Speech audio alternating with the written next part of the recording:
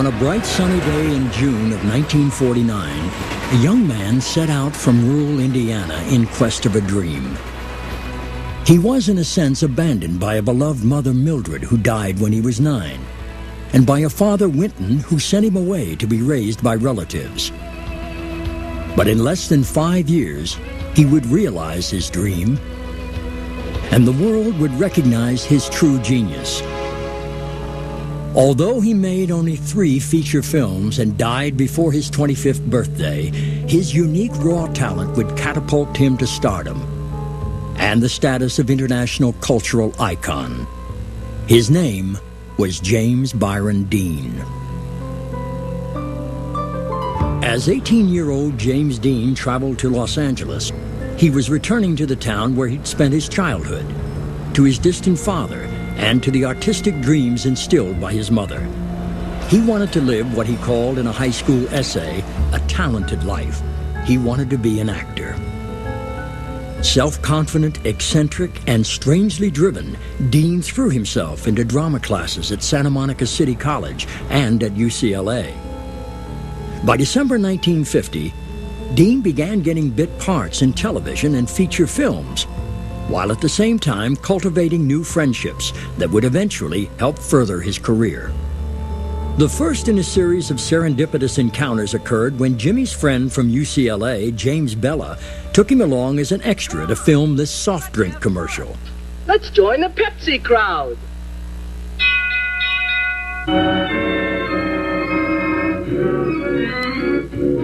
Pepsi-Cola. That very day, Jimmy met Isabel Dressimer, an agent who was impressed with his youthful good looks and agreed to represent him. The producers of the commercial were also impressed with his boy-next-door quality and asked Jimmy to come to the studio the next day to film a second spot, this now famous Pepsi commercial.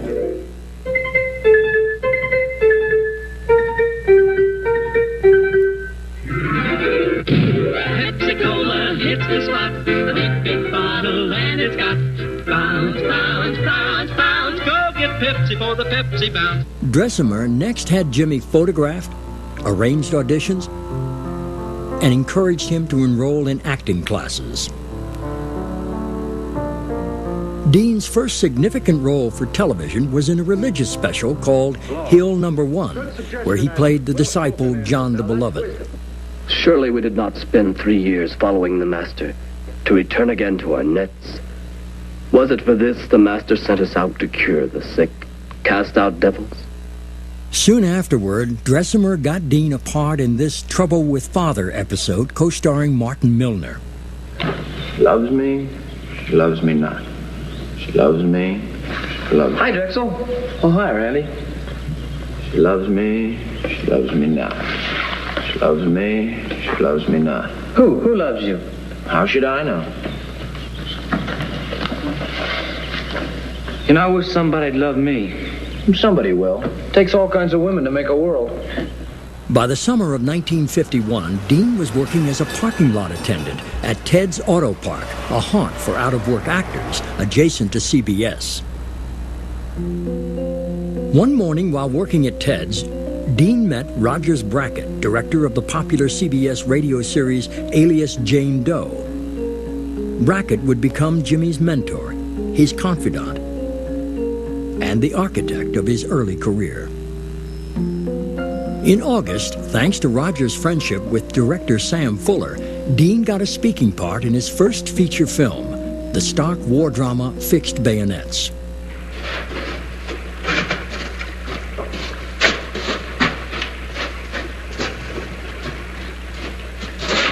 Lieutenant, I think I hear him coming. Shh.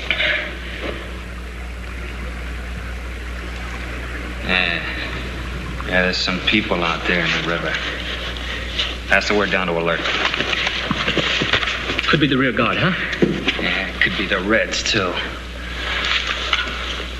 Next, Brackett arranged for Jimmy to meet Hal Walker, who was directing a Dean Martin and Jerry Lewis comedy called Sailor Beware, and cast him as a cornerman to a boxer who was to fight Jerry Lewis. That guy's a professional.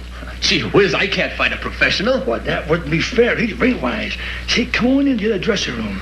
I got an idea. paragraph, quote, "What are the facts? Rienzi stuffs your ballot boxes." Dressimer soon secured Jimmy another bit part in Deadline USA, starring Humphrey Bogart. His part was trimmed down to a small piece of a montage revealing how a newspaper went to print. Yes, that's Jimmy talking with Humphrey Bogart. But tiny bit parts were not what the ambitious young actor had in mind. With Roger's blessing, Dean decided to go to New York. In New York, Jimmy could find out for sure if his acting aspirations were valid. Just before he left Los Angeles, Dressimer secured Dean a part in Douglas Sirk's comedy Has Anybody Seen My Gal, starring Rock Hudson. Jimmy was cast as a smart aleck kid, ordering a soda from Charles Colburn. Hey, Gramps, I'll have a chalk malt. Heavy on the chalk, plenty of milk, 4 spoons of malt, 2 scoops of vanilla ice cream, 1 mixed with the rest, and 1 floating. Right on schedule, 20-year-old James Dean left Los Angeles for New York. Along the way, he stopped to visit Rogers Brackett in Chicago. He then visited with Marcus and Hortense Winslow, his aunt and uncle who had raised him on the farm in Fairmont, Indiana since he was 9 years old. Jimmy arrived in New York City in late October. He settled in at the Iroquois Hotel on West 44th Street, which would be his home on and off for the next few years as he continued to pursue his dream.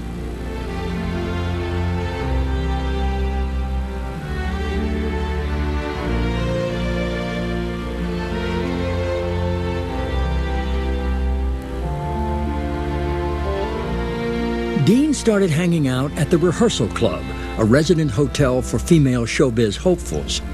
One rainy afternoon, he asked an attractive young woman to loan him an umbrella. Elizabeth Sheridan, known as Dizzy, was a dancer and would become the first love of his young life. Sheridan watched with admiration as Dean began to land parts on television. He was cast in a tiny role with no dialogue in this CBS Studio One presentation of 10,000 Horses Singing, starring a young John Forsythe. Rate on that is $30. Well, Mr. Hebert usually gives me kind of a special rate. Pardon me, Mr. Baskin, good evening. Good evening. Have you my reservation? Yes, of course, sir. We could just get this... Dean managed to make something out of the part. First, he says yes at the desk. Is everything ready? Everything, sir. 10:03 for Mr. Baskin, please. Yes, sir. And then, once in the elevator, Jimmy tells the elevator operator what floor to go to. Notice John Forsythe's reaction to Jimmy, knowing full well that Jimmy had no dialogue. Remember, this was live television. 2 weeks later, Dean received what was his best part on television in 1952, in this CBS Lux Video Theater presentation of The Foggy Foggy Dew.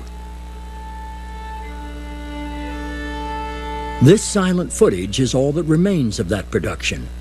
The soundtrack and the original picture negative were destroyed in 1953.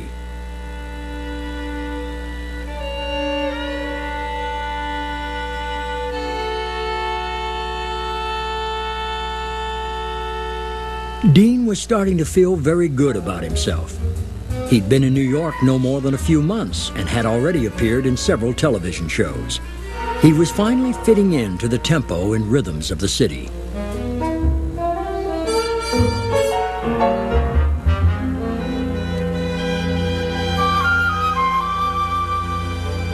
Now he felt ready to approach the acting mecca, the Actors Studio. But since arriving in New York, he did nothing but procrastinate until by chance he met a young, struggling actress named Chris White.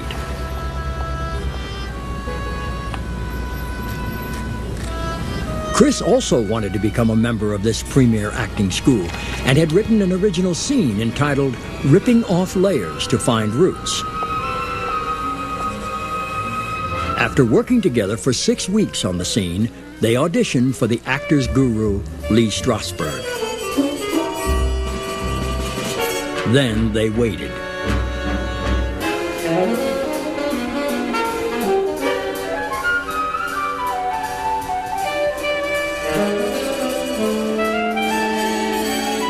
Meantime, Jimmy found work with his second appearance on CBS's Studio One in this presentation of Abraham Lincoln, based on a true story and co-starring Robert Pastine as Lincoln.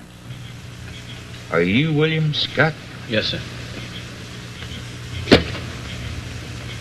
The general tells me you've been court-martialed. Yes, sir. Sleep on guard. Yes, sir.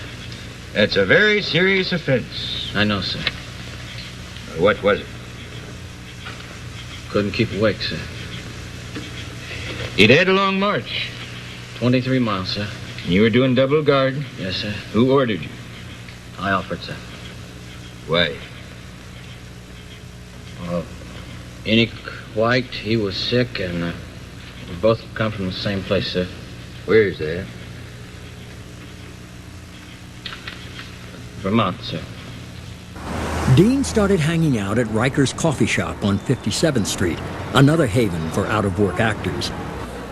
Having met Martin Landau previously at an open casting session, Dean began a close friendship with Landau and would meet here often for coffee and to discuss what roles were coming up. Today, Hallmark honors on the Hall of Fame. Dean also met actress Sarah Churchill, daughter of Prime Minister Winston Churchill and host of NBC's Hallmark Hall of Fame. Through that friendship, Jimmy was cast opposite Cloris Leachman in this production of Forgotten Children. And now I have something extra special to announce. Martha's promised to accompany me to the Peach Street cotillion. Well, Martha, that's wonderful news. Well, Bradford, I guess all the rest of you boys better go out and shoot yourselves. Martha belongs to you. When's the wedding, ma'am? What wedding? Oh, Wesley asked me to the cotillion. I accepted. That mean I have to marry him? Besides, I shan't be here long enough to marry anyone. Shan't be here. Where you going? Haven't you been away enough? Surely you've given up the idea of going to New York, Martha. Why, gee, your papa'd roll over in his grave if he knew Martha was spending his money up north. I don't intend to spend any of Papa's money. I'm going to work. Work? Yeah, what? I don't know. Thought something to teach in school. Anything to make myself useful. I am an emancipated woman. The only emancipated woman I ever knew lived in a side street in Memphis.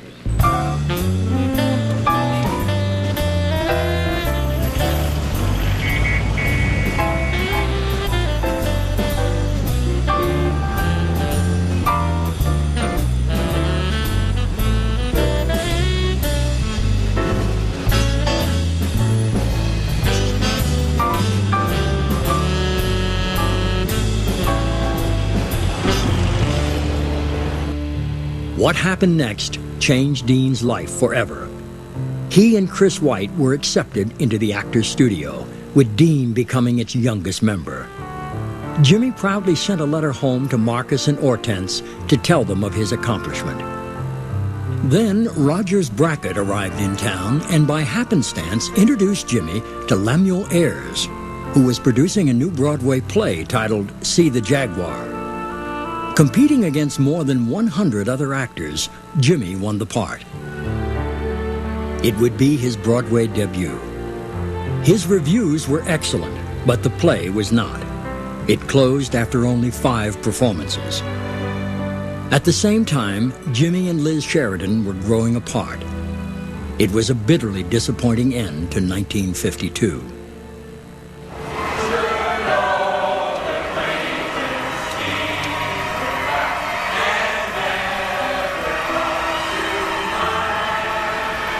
But 1953 would start off with a bang. Thanks to the rave personal reviews for See the Jaguar, Dean would appear in an astonishing 16 television shows over the next 12 months.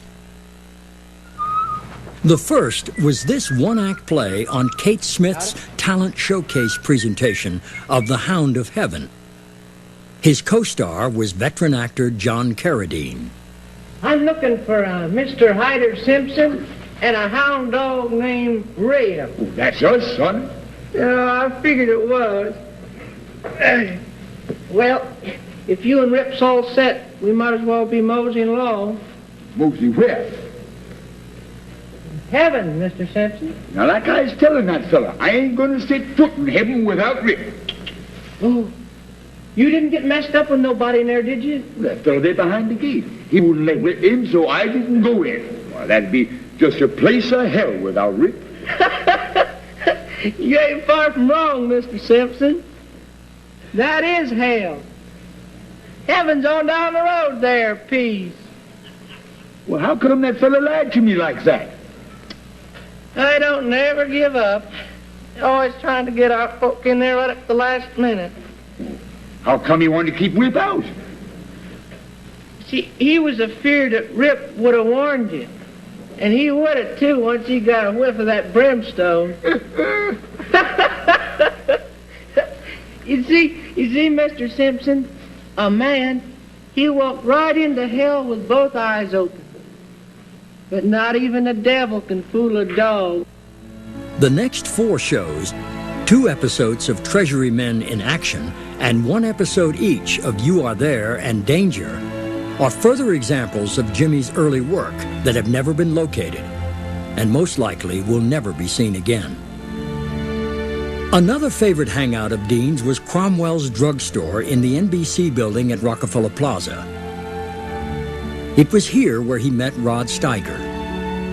The pair co-starred in an episode of Tales of Tomorrow entitled The Evil Within. Steiger played a scientist working on a new truth serum. Jimmy played his lab assistant. You want to try it again? Yeah, sure. Try it again. You know, I think maybe this time... No, look, let's face it. This thing has set us back months, and years, and days. Did you call me last night? Yes. You did? It's just like we planned. That's strange, because Annie said that you didn't call. No, she sounded strange, upset. When you told me she broke the test tubes... I don't understand. I don't... See, Ralph, Annie has never lied to me before. No, maybe she forgot. Maybe. Now regularly employed, Jimmy moved into this apartment on West 68th Street. He wrote home to his young cousin Marcus Winslow, Jr., to send him some drawings to brighten up the walls. Marcus was delighted to comply, sending him some of his best work, which meant a lot to Jimmy at the time. A tantalizing hint of where television acting might lead came when Jimmy was asked to audition for the role of Curly in director Fred Zinnemann's film version of Oklahoma. Zinnemann would later note that Jimmy's test was sensational, but he didn't get the part, and the screen test was destroyed. With dogged determination, Dean kept honing his craft, both on stage and in front of the television cameras. His next appearance was in NBC's Campbell Sound Stage presentation of Something for an Empty Briefcase. Fred Sloan, I don't want any more of your larceny, petty or grand. Dean was cast as an ex-con trying to go straight, and his co-stars were Don Hammer and noted actor Robert Middleton. Alan Joseph, stand up. Stand up, Joseph, stand up. Good. Now, what's the reason for this tremendous change of heart? None of your business. Jimmy, for Pete's sake, don't say anything more. Don't worry, boss. He'll be all right. Oh, but I do worry. Joseph's young, foolish. Shall I continue to worry? Joseph! I don't want any trouble, Sloan. You have trouble already. It's like Mickey says. I want to go straight. I want to do something worthwhile. Worthwhile? Ha! What could you possibly do? What do you know how to do? I'll learn something to do. Something better than holding up hotel clerks at filling stations. You finished? Yeah. And how are you going to live while you're learning? How are you going to eat, pay for this room? That's right, Joey. Why don't you do this one little job with us tonight, then you can do whatever you want to do. We'll have to lay low for a while because we'll be hot. Well, maybe you can learn to do something worthwhile while you keep out of sight. Mickey, I didn't know you had it in you. Wise, very wise. Well, how about it, Joseph? You want to learn something worthwhile while you're hot? Why don't you get yourself another boy? Because you know too much about me. I'm no stoolie, Sloan. I just went out. I don't want to do this job tonight or ever. Oh, this sudden reformation. Must be a woman in it somewhere. I thought so. What's her name? Where does she live? Perhaps Mickey and I can inform her that you're no angel. Yeah, that'd be easy. You tell her you were? No. I told her the truth. You wouldn't understand anything about that, would you, Sloan? 1 month later, Jimmy was back on CBS's Studio One in a summer theater production of Sentenced to Death. Jimmy portrayed a juvenile falsely accused of murder. Time of the murder, 10:10. What were you doing? It's okay. I was right there, downstairs. Yeah, they got a television screen. It's 16 inches. I was watching a fight between 10 and 11. Lots of people there. Lots of people. Talk to anybody in particular? One old guy. Yeah, he had a white mustache. Nice old guy. Oh, he'd remember me. Said it was his hobby. He would never forget me. And his address? No. His name? It won't fly, Felica. What? You're it. No! Now, Felica, you're not the type that would make any trouble. No, I don't want any trouble. That's a smart boy. 1 week later, Jimmy appeared on CBS's Danger series. The show was called Death is My Neighbor. This time, Dean portrayed a psychotic janitor. Oh, listen, J.B., that window is still stuck and the gas stove doesn't work yet. Oh, okay, I'll tell Mr. Clemens. Listen, now that we're talking friendly, I want to tell you something about him, Miss Dalton. Yeah? Well, he's really a nice old guy. Now, isn't there something you can do just to keep him from moving? Now, look, J.B., your uncle said that his place was a fire trap. Well, Uncle Leo told me that was just an excuse to let you move in here. Now, look, J.B., let's just let your uncle worry about this, huh? Now, come on. I've got to get dressed because I might see you tomorrow. Sure can switch the subject awful fast, can't you? Look, J.B., you can think of that old guy in there as your father, all right, but he's not my father. Oh, now, come on, honey. I'm late as it is. What do you want to do? You want to dance some more? All right, now cut it out. Jimmy next co-starred with John Kerr and Wendy Drew in the NBC series The Big Stories production of Rex Newman, Joplin, Missouri. Again, Jimmy played a young hood on the lam. Sure hope nothing's happened again. How much longer are we going to wait? Well, we told the minister we'd be there by 5. Can't go without Howie. Maybe you better read this license all over again. It says you and me on there. I don't see anything about Howie Madden. Guy needs the best man. I told Howie we'll wait. You going on the honeymoon with us, too? I'll listen to it. No, you listen. How long do you think I've waited for this day? You and me, married. Howie Madden doesn't fit into this. This is our day. Ours. Sure, honey, sure. But Howie's our friend. It wouldn't be right not letting him stand up for us. We have to wait.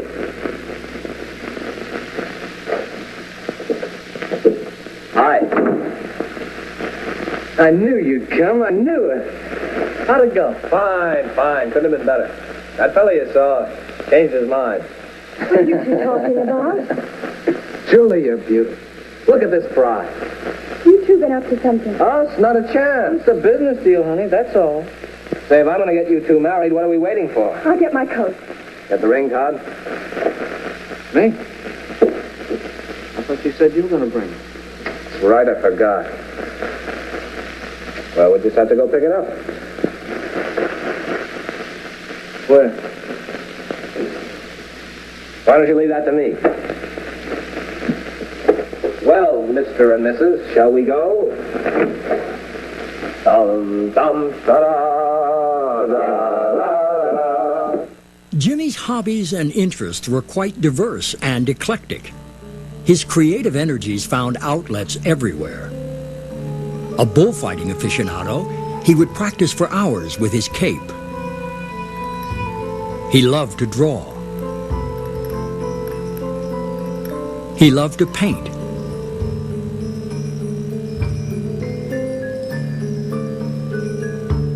And he loved to write poetry. He played the bongo drums and a recorder. He studied modern dance, but always Acting was his primary passion.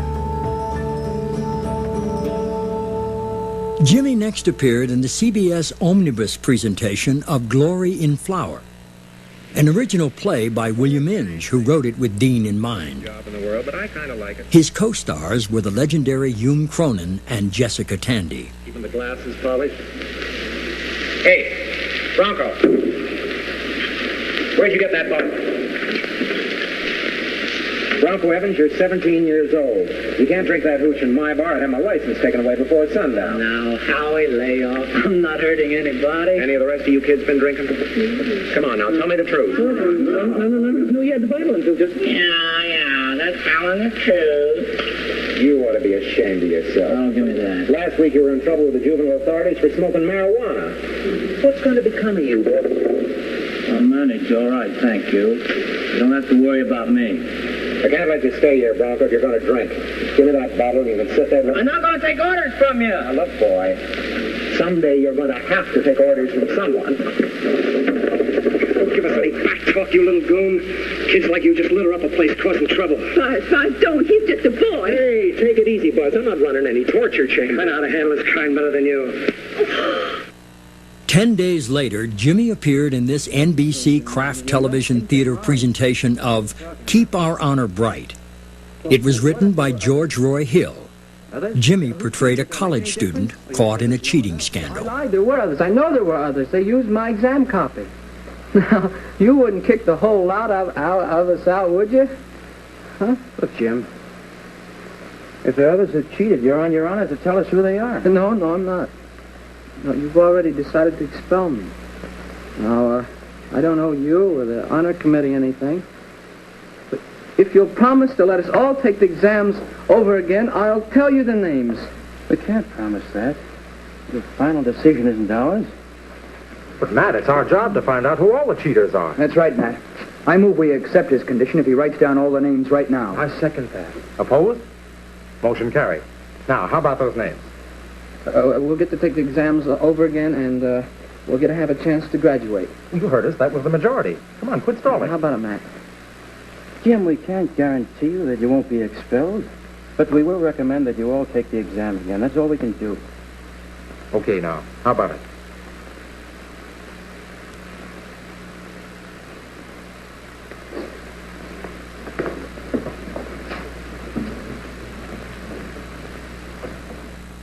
Just 2 days later, Jimmy appeared in his second Campbell soundstage in this production of Life Sentence. His co-star was Georgina Johnson. It is considered one of his finest television performances.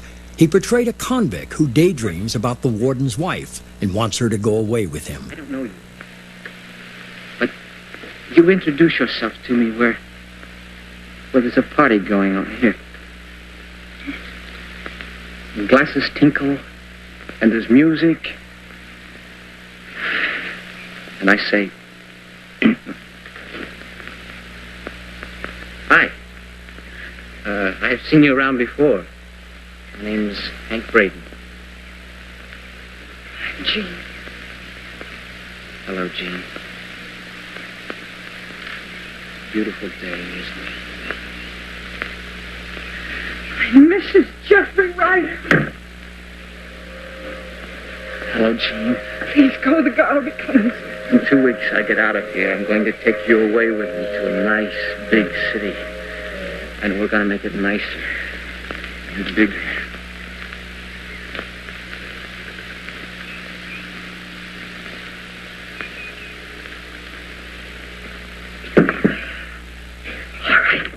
In a mere 12 days in November 1953, Jimmy worked in 3 challenging roles. In NBC's Kraft Television Theater's presentation of A Long Time Till Dawn, written by Rod Serling, he played an embittered ex-con. Yeah. We were going to get a gas station, see, and we're going to both work in it. Both of us. Oh, we get along fine. I wrote her, I was getting... I don't get it, Pop. I just don't get it. Is it so hard to understand, Jimmy? You marry a girl from a little town, you bring her into New York, you stick her into a little room, and you go out and get into trouble. Not once or twice, but all the time. How much do you think a girl can stand? Well, I stood it, didn't I? Didn't I stand it? Backbites, runarounds, dirty deal. I stood it. Oh, yeah, Pop, you got a great town here. You know, there are 8 million people standing in line out there to give you their business. That's what you always thought. But, Joey, nobody was against you. You were against yourself. You acted like a fish thrashing around in a net, when all the time, if you only would stand still and be patient. I stood still. I didn't hardly move for 6 months. And so, Papa was 12 by 8.5. Yeah, I get out and I find my wife is skipped. You got a fine town here, Papa. Just fine. 1 week later, Dean co-starred opposite Gene Lockhart in the Armstrong Circle Theater production of The Bells of Cockaigne. Jimmy portrayed a blue-collar worker struggling to raise an asthmatic child. Oh, Joey. Hey, how's your little boy? Got asthma, hasn't he? How'd you expect him to be? You had asthma? How you think you'd be? No, I was only asking you a civil question. My wife and me, we were up with him about all night. He just laying there trying to get his breath and, gasping for air. Can't do nothing. Does that answer your question? It does, Joe, but now, can't a man offer you a little sympathy without you going off like that, now? Thanks for your sympathy, Pop. Sympathy don't pay no doctor bill. On Thanksgiving Day, 1953, NBC's Robert Montgomery Presents aired this presentation of Harvest.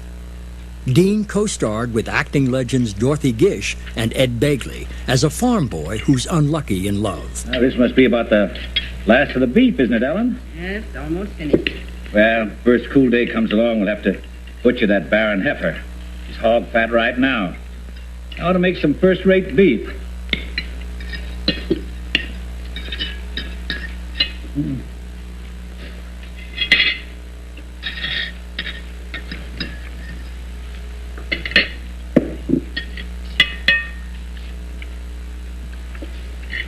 Paul, aren't you feeling well? I feel all right, Ma.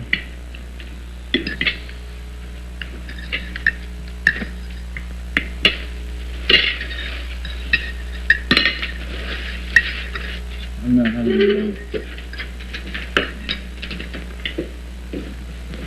Paul, where are you going? Out.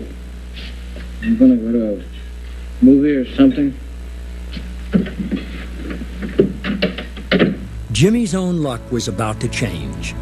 In the same month, he was cast again in a Broadway production, an adaptation of André Gide's provocative play, The Immoralist. Co-starring with Geraldine Page and Louis Jourdan, he would play a corrupt and seductive Arab boy. Jimmy and Geraldine became close friends almost immediately.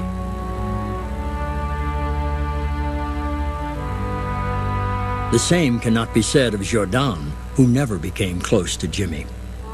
The opening night of February 8th coincided with Jimmy's 23rd birthday.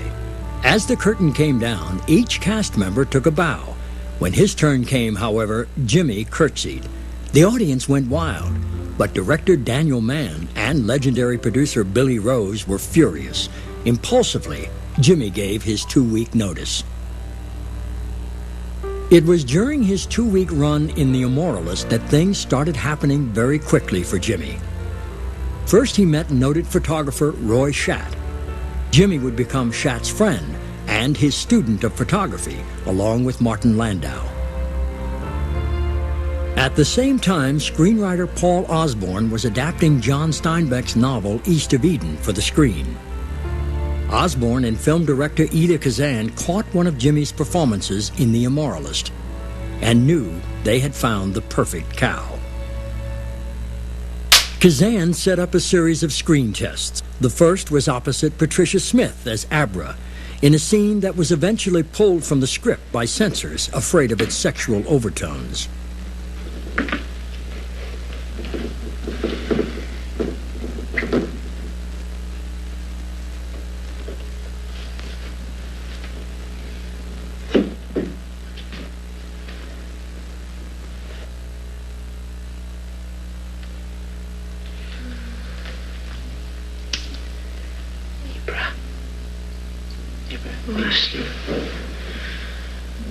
It's me.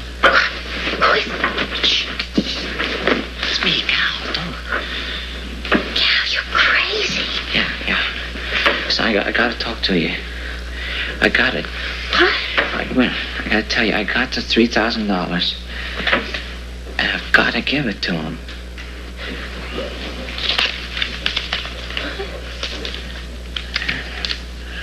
Now, what time you get out? You have to go to the hospital in the morning. No, wait. Until I slip something on. What time you get off from the hospital? 5.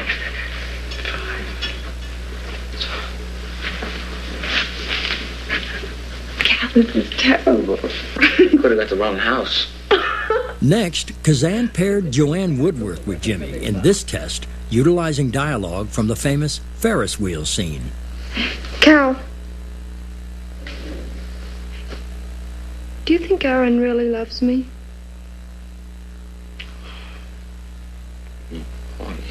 Well, you're crazy, sure. I don't know. I seem to lose him now, and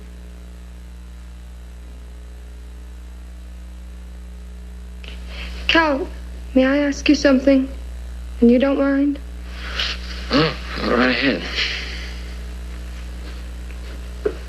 Well, when you know, people say you stay out all night, and well, when you go out with these girls, the girls who follow you around and like that Mexican girl, why do you go out with them? And do you love them?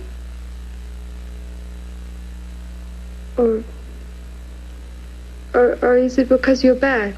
Finally, Kazan tested Jimmy with Broadway star Julie Harris. But Warner Brothers studio head Jack Warner felt that Harris was too old to play Abra. So Kazan then asked his friend, famous Life magazine photographer Jean Millet, to film this silent test in color with no special lighting or makeup. Upon seeing the test, Jack Warner approved Julie Harris for the role of Abra. Kazan was also busy casting the role of Cal's twin brother, Aaron. You have the nerve to lie there and tell me that he doesn't love you? Get the hell off of me! You say one more word, I'm going to beat your head in. It came down to this test between Richard Davalos and that of another struggling actor at the time, Paul Newman. Did they take... Like a flight. What? Yeah. Look over here. Look at you all, want you? Now over here. Look right at me, will you? Now above me, right above the camera. Look right at it. Yeah, now don't... You mean right in the goddamn lens? That's it. All right, now come over here. Look at me. Now look at each other. Just surly. Now what do you think of each other? Wow! No, we can't print that. You think you hit the Bobby Sox League? Answer me. Do you think you No. You think you hit the Bobby Sox League? Yeah, all that want to go. Huh? Jimmy? All that want to go. Kazan would eventually settle on Davalos. On February 23rd, Dean gave his final performance in The Immoralist. On March 6th, Warner Brothers officially announced that James Dean had been cast as Cal in the film adaptation of John Steinbeck's novel, East of Eden.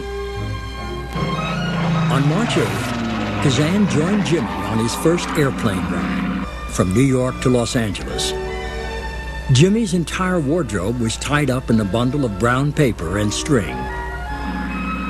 But he was returning to Los Angeles in style. He moved into an apartment on the Warner Brothers lot that he shared with Richard Davalos throughout the filming of East of Eden. Kazan put Jimmy on a high-protein diet and sent him to Palm Springs to get a tan. With other cast members, Jimmy underwent wardrobe, makeup, and photographic tests. One such test was this scene, which later would be rewritten and restaged in the final version of the film. That's it. Action.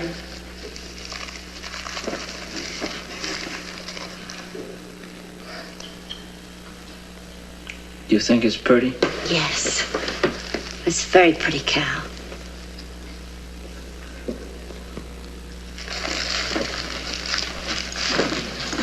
Don't drink any more wine, Cal. It's just wine. But you've been drinking so much of it.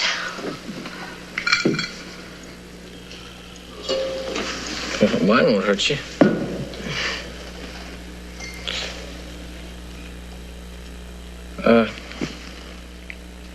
Did Aaron didn't tell you what was in his present, huh? No.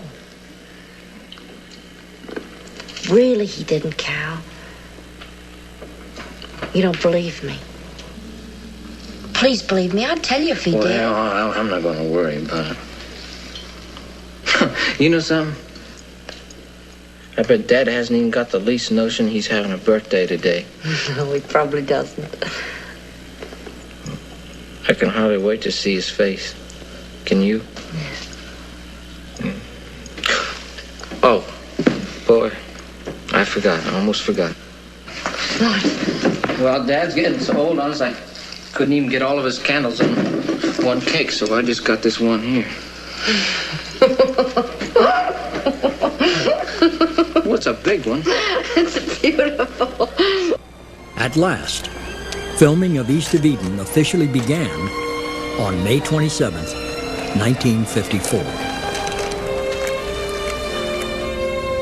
A few weeks into the filming, Jimmy visited Paul Newman on the set of The Silver Chalice, where he was introduced to Newman's co-star, the lovely ingenue, Pier Angeli. She was beautiful. She was talented. And like Jimmy, had lost a parent, her father, at a young age. Within weeks, Jimmy and Pier could be spotted around town together. A romance was beginning to bloom.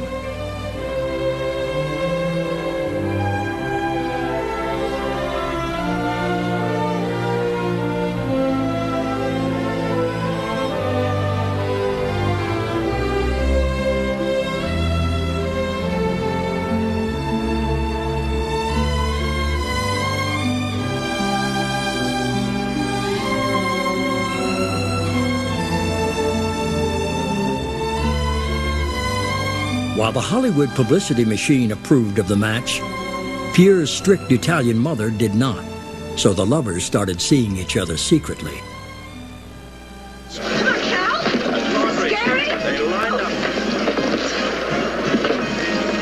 East of Eden was a closed set. Kazan wanted to protect Jimmy from the press. But another kind of pressure came when Jimmy's idol, Marlon Brando, showed up unannounced. Jimmy boldly reciprocated, calling on Brando on the set of the costume drama Desiree the next day. East of Eden wrapped on August 9th. Already reports of Jimmy's astonishing work in the film were filtering through the entertainment industry.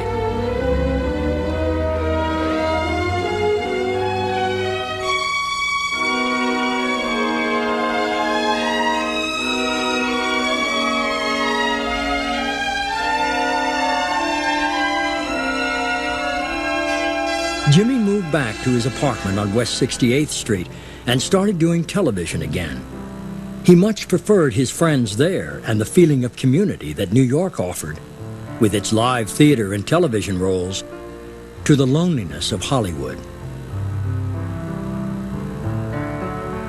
His first role upon his return to New York was in an NBC Philco Playhouse production of Run Like a Thief. Jimmy's co-stars were Kurt Kasner and Gusti Huber. My room, it's been searched. My home? Those policemen, I told you they were here. I don't know why they'd pick me. Alex, why didn't you tell me? Are they searching every room? I don't know. Did you see them? No, after work I went to one of the guys' room. He said it had been searched. I didn't believe him. Then I went to mine. Oh, it's your imagination, Robbie. I don't know why they would think of me. I don't like not being It's your trusted. imagination, Robert. No, I'm sorry. It is.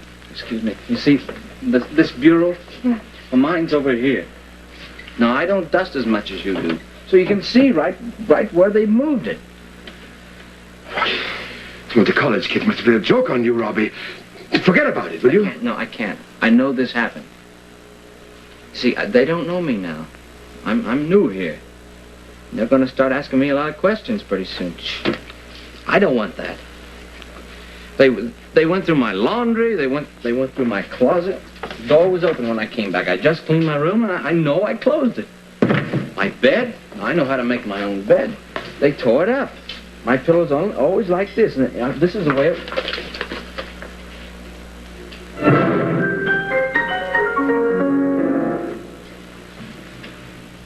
On different occasions, Jimmy would meet with his friends at the coffee shop on the roof of the Museum of Modern Art.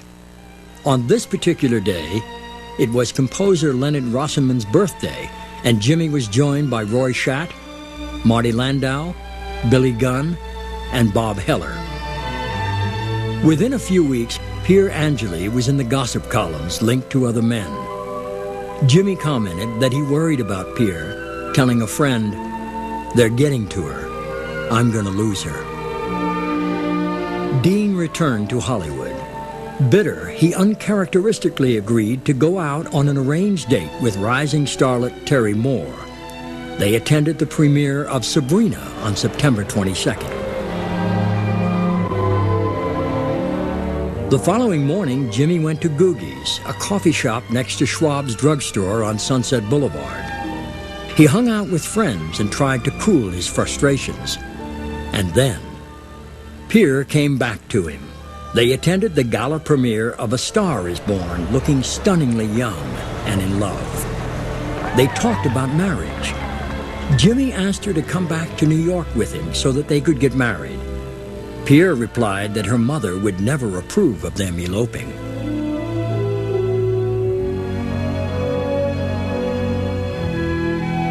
Just days later, without warning, Pier announced that she was engaged to singer Vic Damone. The story is told that as Pier Angeli married Vic Damone, Dean sat across the street from the church, a dark and brooding presence on his motorcycle.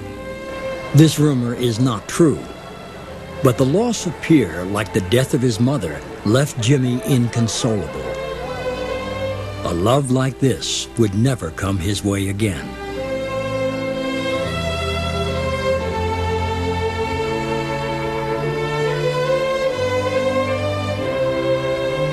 He threw himself into the only other thing he cared for, his work.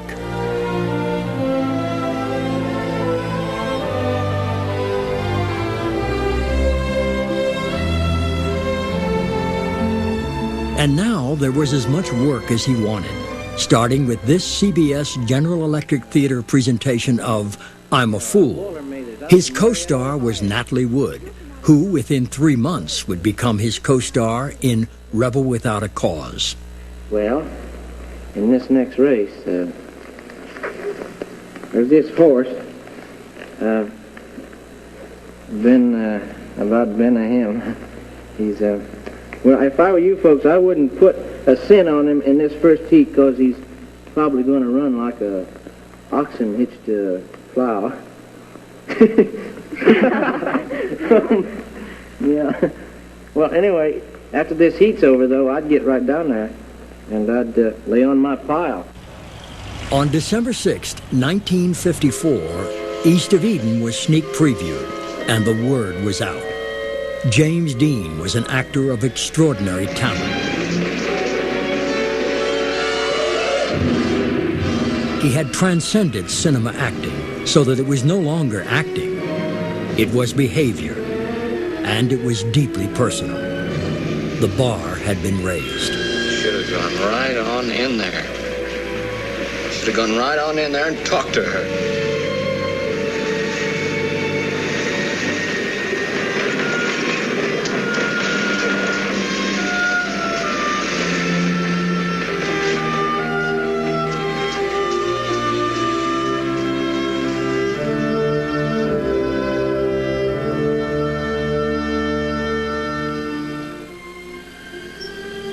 He said, don't get anybody else.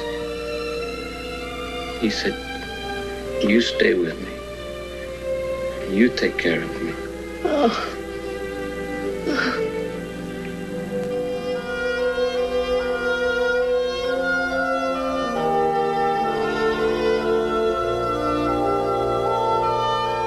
Jimmy continued to meet with his friends at Googie's. One morning, he confronted his friend Jack Simmons and asked him if he really wanted to be an actor. Jack said yes. So Jimmy jumped on his motorcycle and, with Jack in tow, proceeded to producer Mort Abrams' house.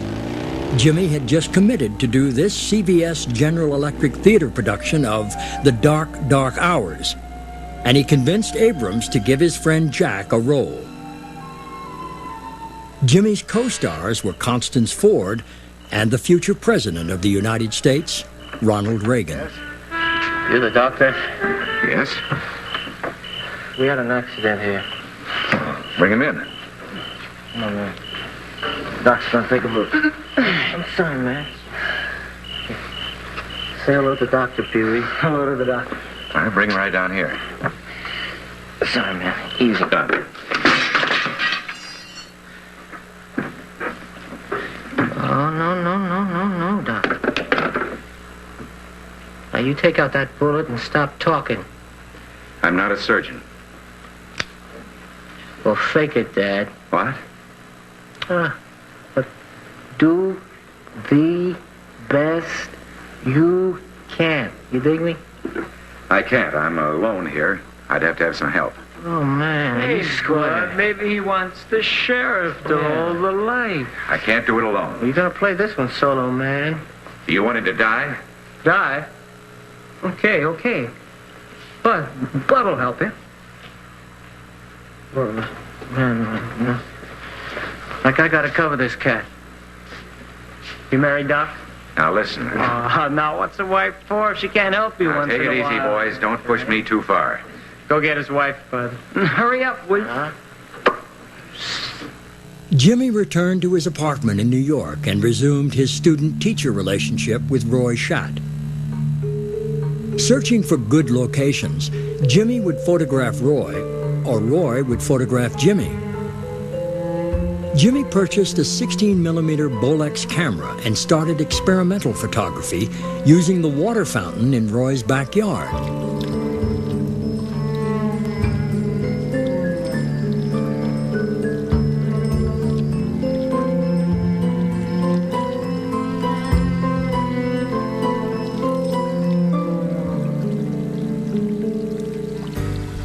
Then Roy took this series of portraits of Jimmy, which are now referred to as the Torn Sweater Session.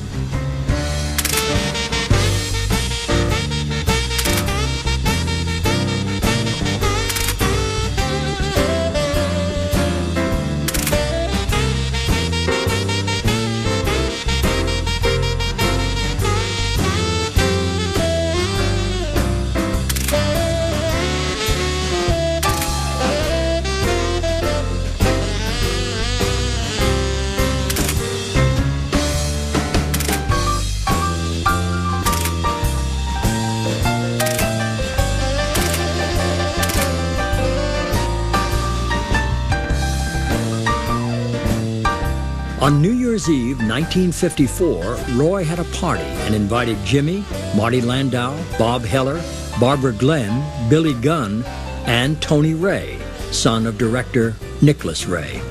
Still in New York, Jimmy next appeared in this ABC U.S. Steel Hour production of The Thief. Yes, dear. I shan't like to talk about it. Roy Schatt came to rehearsals and shot this layout throughout the day. Amongst the many photos was this one, which prompted Jimmy to say, "Roy, look, Picasso." You're going away from me. Yes. Oh, yes, if he was with you. Oh, Fernando, I'll never forget what you did for me, never. Wherever I go and as long as I live. She's going away from me. It will be like a second honeymoon. I trust you have a very good time.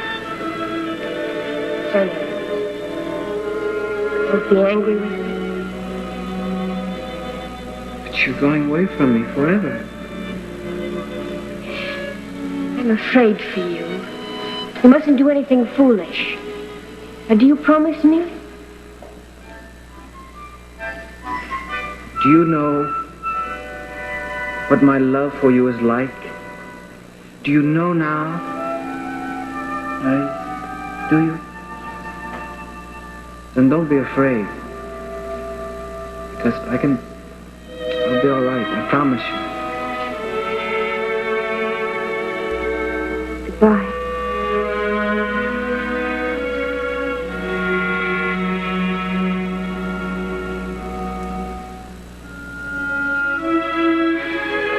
I must go now.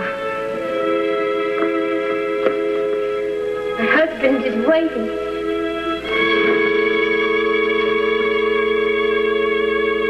That very day, Warner Brothers announced that Dean had been cast in his next film, Rebel Without a Cause. Returning to Hollywood, Jimmy rented this cozy apartment on Sunset Plaza Drive, just above Sunset Boulevard, with its endless rows of nightclubs. One of his favorite clubs was Ciro's, where his friend Sammy Davis Jr. was performing. Jimmy was at ringside at Sammy's final show on January 26th. As the final script for Rebel Without a Cause was being prepared, director Nick Ray started script readings with the cast at his Chateau Marmont suite in Bungalow 2. And with the premiere of East of Eden approaching, the Warner Brothers publicity machine began to grind. Life magazine photographer Dennis Stock approached Jimmy to do a photo layout. It was decided that the two would go to the Fairmont farm for some hometown photos. And Jimmy could spend some time with his young cousin, Marcus Jr. Whether in New York or Hollywood, Jimmy kept in touch with young Marcus, who had always looked up to Jimmy as his older brother.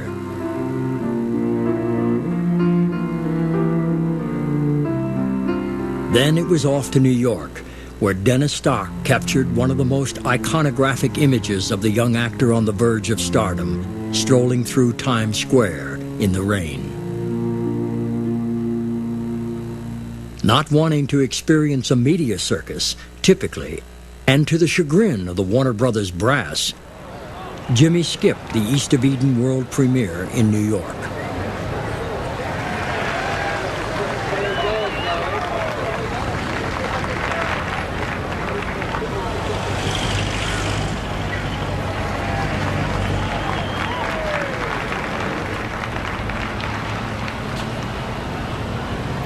Nonetheless, East of Eden would establish his power as a rising star, and he returned to Hollywood.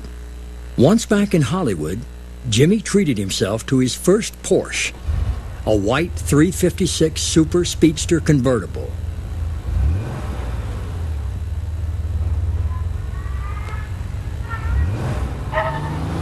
He couldn't wait to take it for a spin. Early one morning in March, Jimmy was speeding down Laurel Canyon Boulevard on his motorcycle and ran a red light at Sunset Boulevard, almost colliding with a car driven by world-famous photographer Phil Stern. After the two exchanged obscenities, Jimmy realized who Phil was and invited him over to Schwab's drugstore for breakfast. By the time breakfast was over, Phil had invited Jimmy to tag along with him over to the Guys and Dolls set, where Phil was supposed to do a layout with Marlon Brando. While waiting for Brando, Phil would shoot these famous photos of Jimmy, including Jimmy's interpretation of comedy, tragedy, and a primal scream.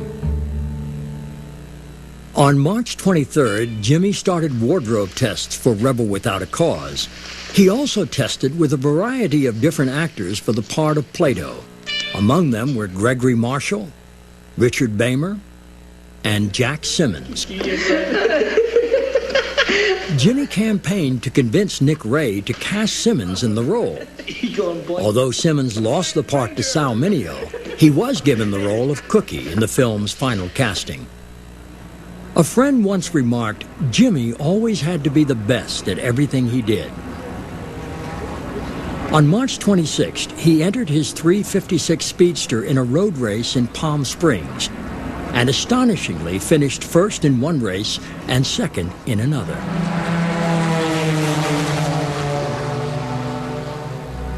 Jimmy's knack for striking up friendships with photographers was unparalleled. One such relationship developed when world-renowned photographer Sanford Roth was assigned by Warner Brothers to cover Dean, now one of the studio's most valuable assets. Sanford invited Jimmy to come home that day to meet his wife Beulah and stay for dinner. What follows is a representation of a special collaboration of two distinct artists and some of the most striking photographs ever taken of James Dean.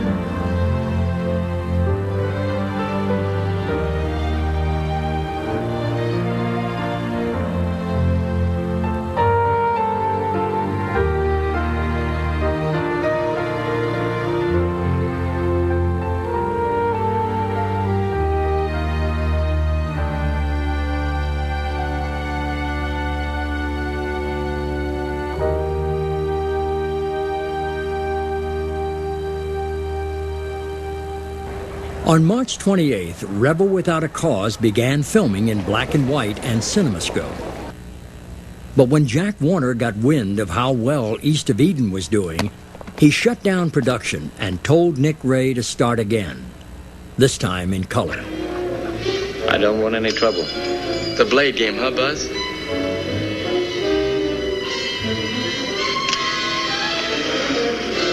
I thought only punks fought with knives.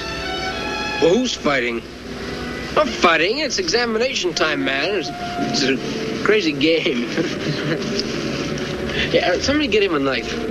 No. Come on, get him a knife. Pick it up. I don't want any trouble. Pick it up! Pick it up.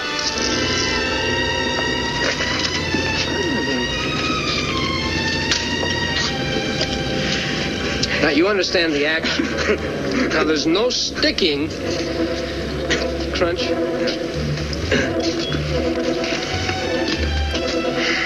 Just a little jabbing. That's all.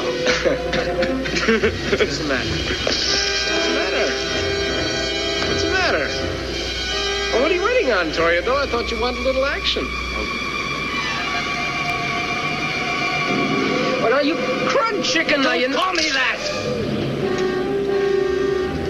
Oh! Hey, Toro! Hey, Toro! Hey, boy! Hey!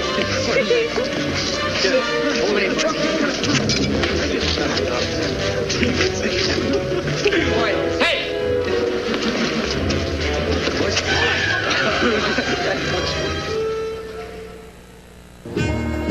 George Stevens had started pre-production on his Texas saga Giant. As Jimmy's stardom grew, so did his ambition.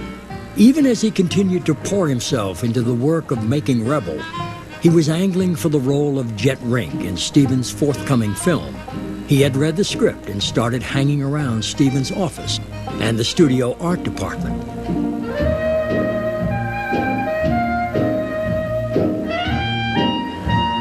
Stevens wanted Alan Ladd. Warner Brothers preferred Montgomery Clift. Dean, being the darkest of horses, would prevail. Meanwhile, Jimmy's passion for racing was also accelerating. On May 1st, he entered his second road race at Minter Field in Bakersfield, California, and ended up placing third that day. Back in Hollywood, he continued to do television work. But by now, his celebrity was such that he was asked to film a special introduction for the CBS Schlitz Playhouse presentation of The Unlighted Road. Hello. I'm James Dean. Welcome to the Schlitz Playhouse of Stars.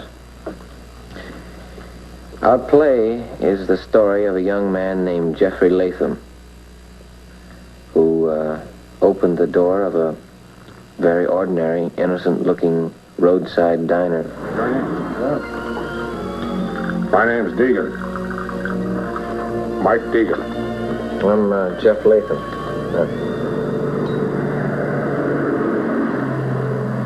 You, got anybody waiting for you in Stanton?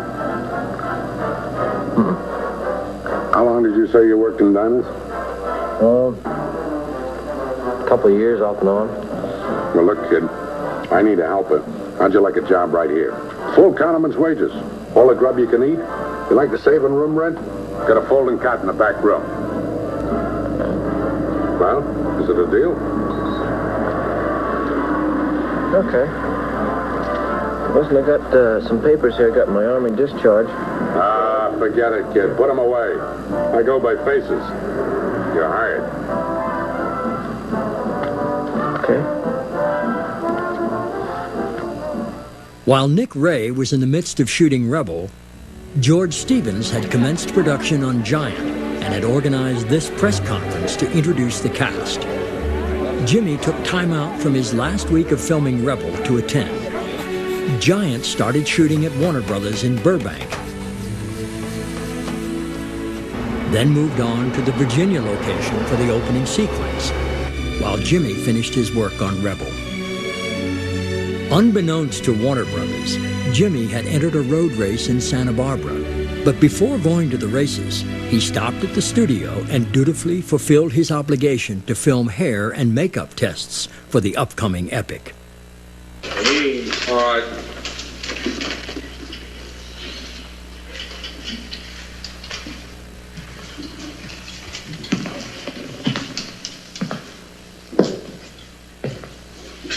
Right.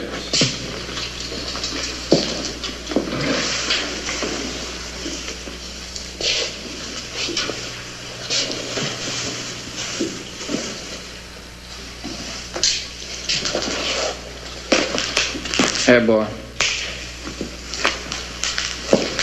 Didn't mean to wake you up, son.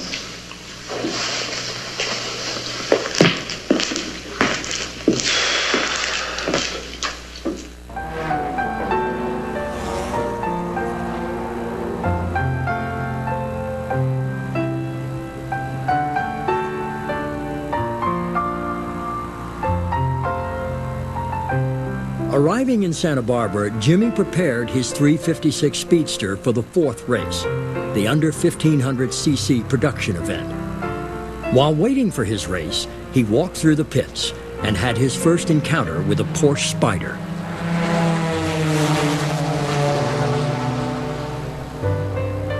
It was love at first sight. Although he started in the 18th position, Jimmy had moved up to 4th place when his Speedster blew a piston, and he had to withdraw. On George Stevens' personal order, there would be no more racing until Giant was finished. Meanwhile, the Giant production company moved on to Marfa, Texas, where Dean would join them on June 3rd. He had brought along his 16mm Bolex camera. And as filming began, he started this behind-the-scenes coverage.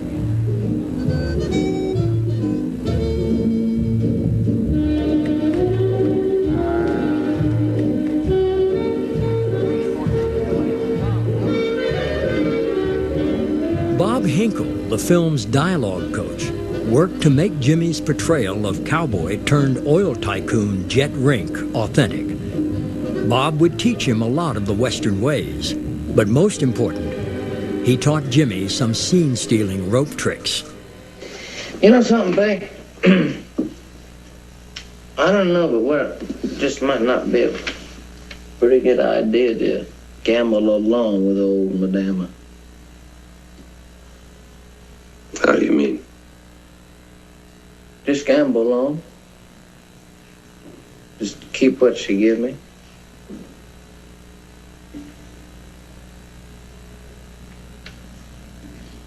I'm sentimental, too. Blake.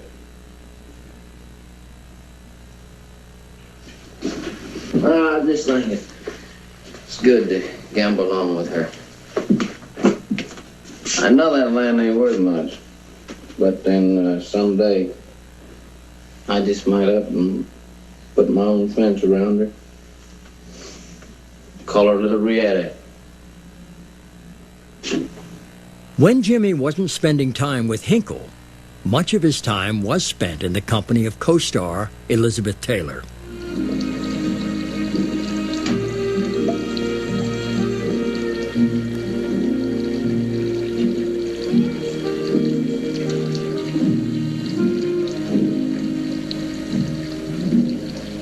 Mind if I pay you a rather personal compliment? What is it? You make a very excellent cup of tea. Yeah, well, I do a lot of things in a pinch.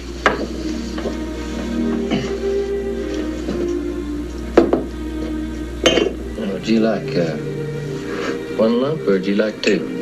Well, I think I'll take mine straight. That's good enough for me.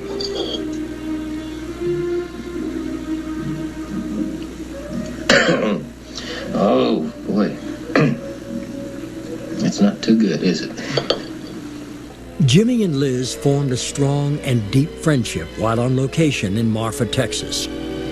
Sometimes after the day's work, Jimmy and Liz headed down to the river to cool off, or they could be found hanging out in the motel lounge after dinner, or having a sing-along with an old player piano. After 43 days and the shooting completed in Marfa on July 10th, the production company moved back to Burbank. Jimmy stayed on an extra 2 days to shoot pickup shots, including some for the oil derrick sequence.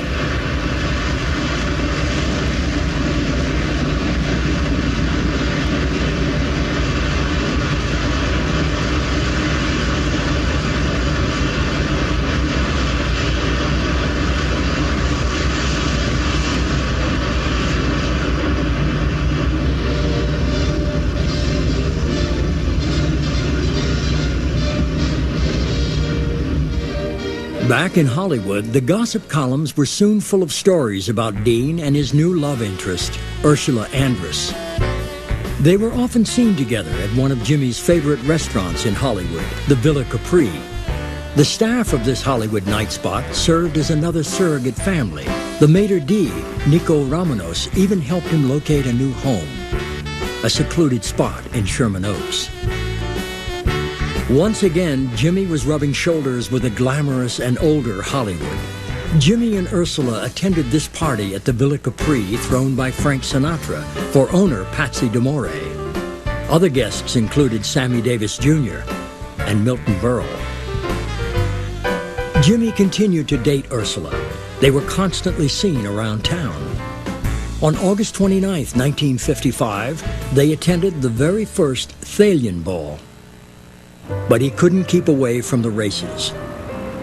Although he was still making Giant and the ban on his racing continued, he nevertheless attended the September 5th Labor Day meet in Santa Barbara and had his friend Lou Bracker drive his 356 Speedster.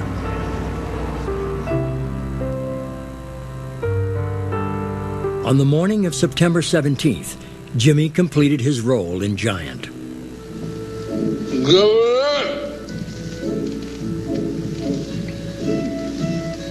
You know what you can do?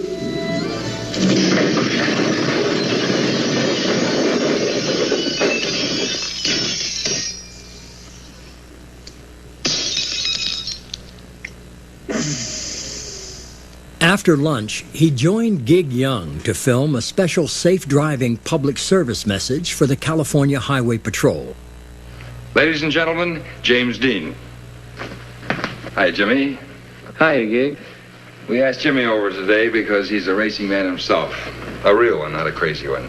Incidentally, I think I should explain that Jimmy just stepped over from the set of Giant. And need I add, he plays a Texan. Speaking of racing, have you ever been in a drag race? Are you kidding me? I just thought I'd ask. No, Jim races in the tradition, you might say. Real racing cars, real tracks. How fast will your car go? Oh, an honest miles an hour. Clocked, it run about 106, 7. You've won a few races, haven't you? Oh, one or two. Where? Well, I showed pretty good at Palm Springs. I ran at Bakersfield. Jimmy, we probably have a great many young people watching our show tonight, and for their benefit, I'd like your opinion about fast driving on the highway. Do you think it's a good idea? A good point. I used to fly around quite a bit, you know. I took a lot of unnecessary chances on the highways.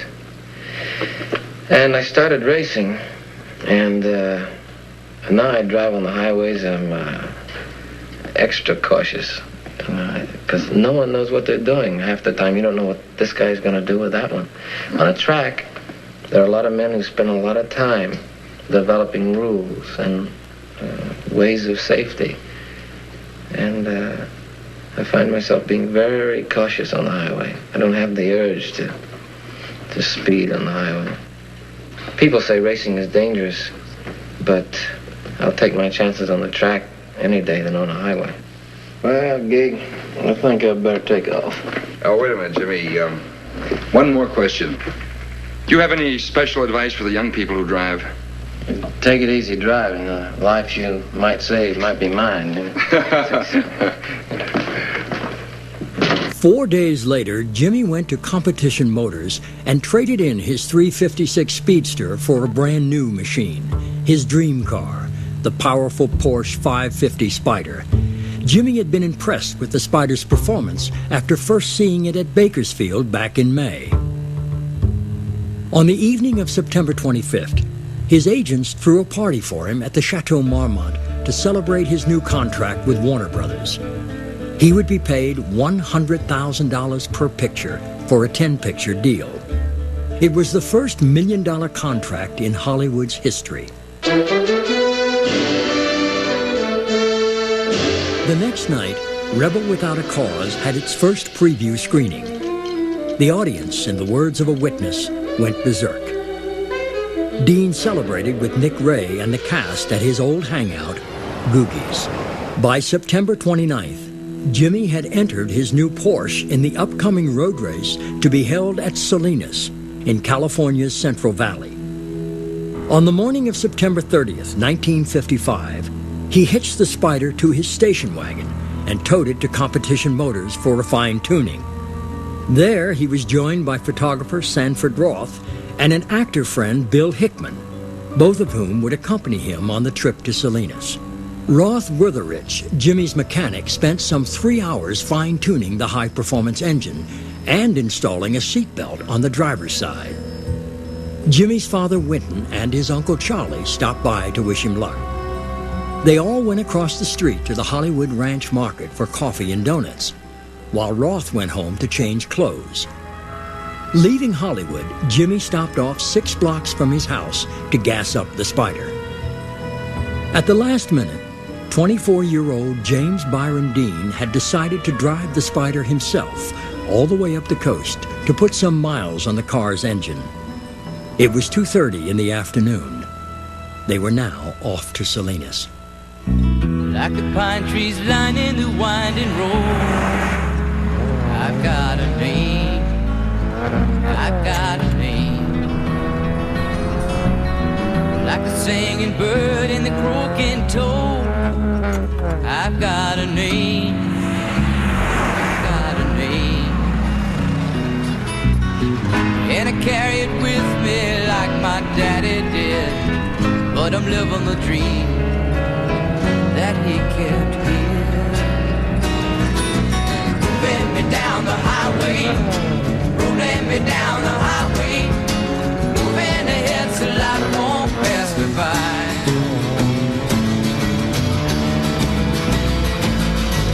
Moving me down the highway, rolling me down the highway, moving ahead so life won't pass me by.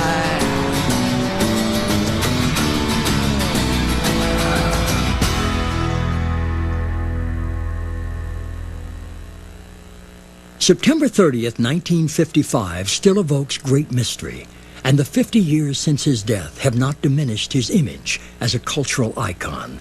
They have only enhanced it. James Dean is instantly and universally recognized as a special genius, and there has hardly been an actor since who has not been influenced and inspired by his work. His 3 feature films are still shown around the world, and his talent is lauded and rediscovered by each new generation. The lonely young man from rural Indiana could not have imagined such a legacy.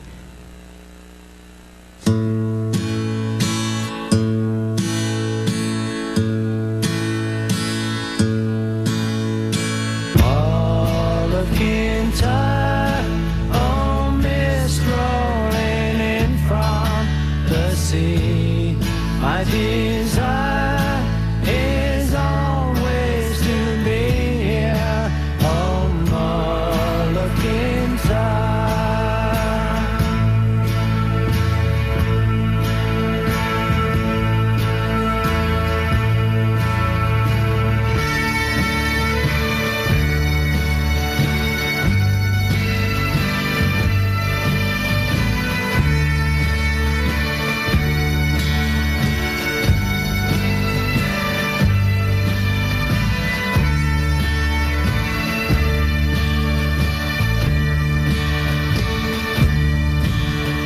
Sweep through the heather like deer in the glen. Carry me back to the days I knew then. Nights when we sang like a heavenly choir of the light and the times of the brawl of Kintyre. All of Kintyre, oh, mist rolling in from the sea. My desire is always to be here, oh, all of Kintyre.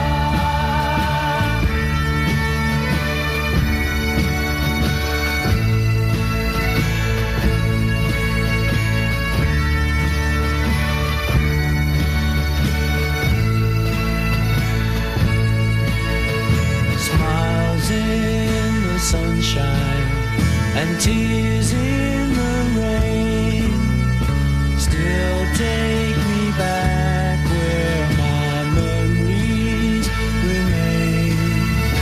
Flickering embers grow higher and high as they carry me back to the mall of Kintyre. Mall of Kintyre.